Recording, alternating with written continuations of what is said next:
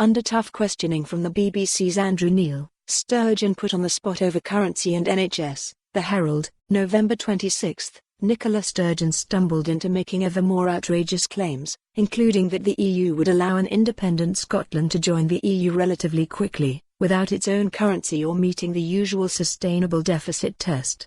Other members of the SNP leadership have previously claimed we could secure an opt-out from the Common Fisheries policy.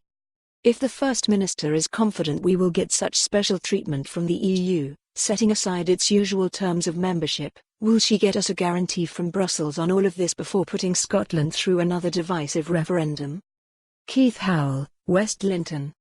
The Andrew Neil interview with Nicola Sturgeon was such an overwhelming filleting of the First Minister and the SNP in general that I almost felt sorry for her. It was so bad that one wonders how it was allowed to be broadcast before the watershed.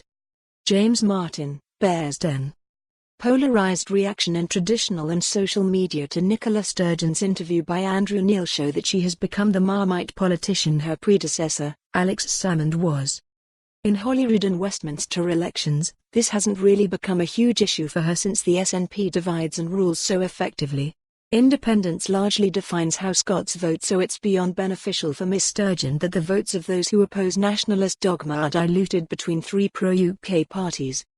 Opinion polls suggest the SNP may well gain some ground on December 12, but enough to justify Ms Sturgeon claiming the NDIF 2 mandate that she inevitably will?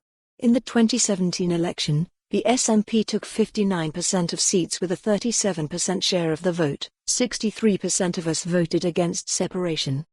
Ms Sturgeon's independence crusade defines who she is and what her party primarily stands for.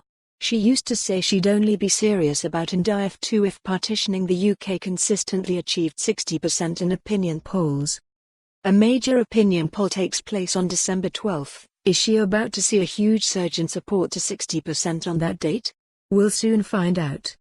Martin Redfern, Edinburgh EH10. I have great admiration for Nicola Sturgeon's capacity to handle hostile questioning from the UK media, and she displayed this once again last night in the BBC interview with Andrew Neil.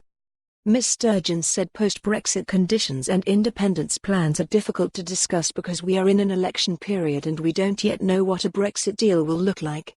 Mr Neil went round and round the gardens on this with his usual hectoring demeanour. The purpose of this is to undermine and confuse interviewees and put them on the back foot. Where Ms Sturgeon appeared to be on shaky ground was on 2poi. For more on this story, visit the news article link.